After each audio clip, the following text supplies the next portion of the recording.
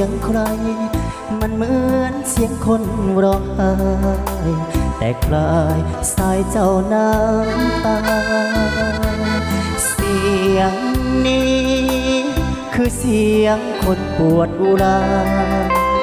จึงร้องควรหาไก่จะหลบหน้าไปไหนไก่จะ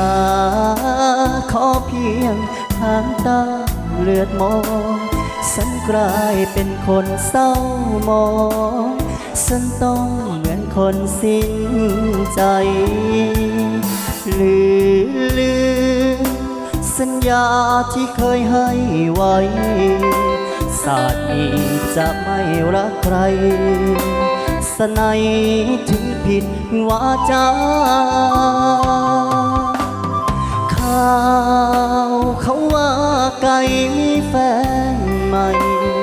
คงร่ำรวยกันใหญ่สุขใจอยู่กับเงินตรา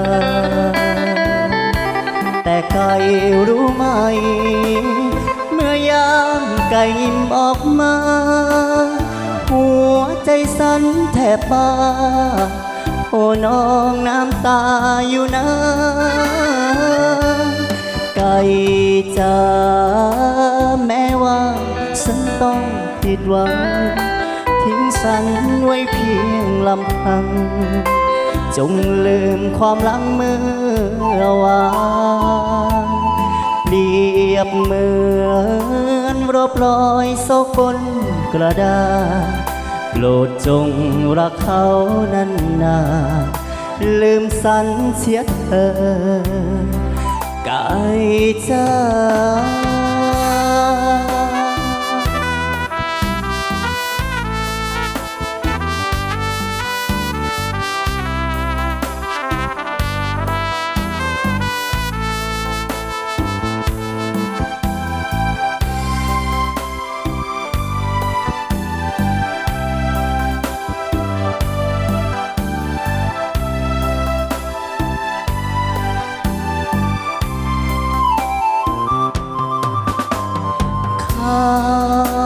เขาว่า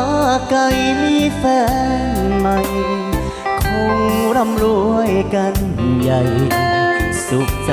อยู่กับเงินตราแต่ไก่รู้ไหมเมื่อยามไก่ยิ้มออกมาหัวใจสั่นแทบบ้าโอ้น้องน้ำตาอยู่นะไก่จ๋าแม้ว่าฉันต้องผิดหวังทิ้งฉันไว้เพียงลำพังจงลืมความหลังเมื่อวานเปรียบเหมือนรบรอยโศกบนกระดาษโปรดจงรักเขานานๆลืมสัญเสียเธอไก่